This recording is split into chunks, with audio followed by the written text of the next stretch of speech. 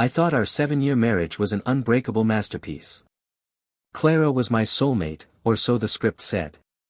But 6 months ago, the dialogue changed.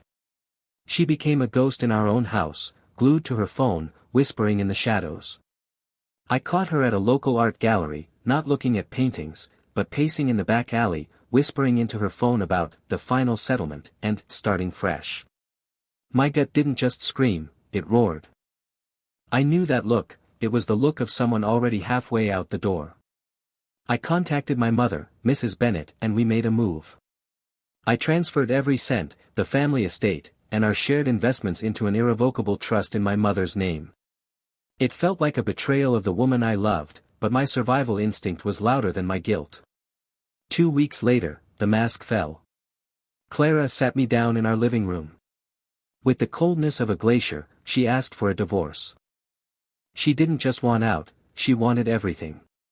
Her legal team arrived with a list of demands that would leave me on the street, the house, 60% of my future earnings, and our entire savings. She claimed she deserved more for the years she spent building my life. At the first mediation, Clara sat with a smug smile, already spending the money in her head. That was until my lawyer slid a single folder across the table.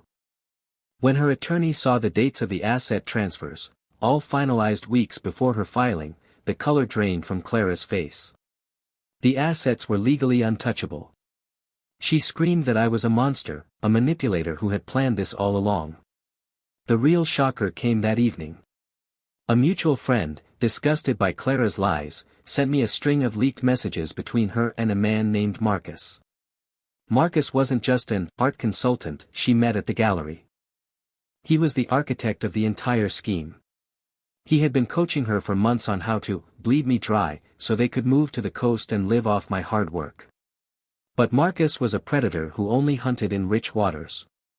The moment he realized the money was gone and Clara was left with nothing but her suitcases, he blocked her number and vanished. Clara ended up in a tiny rented studio, abandoned by the man she traded her marriage for. I ended up with the house, my savings, and a lesson I'll never forget: never let your heart blind you to a hand reaching for your pocket.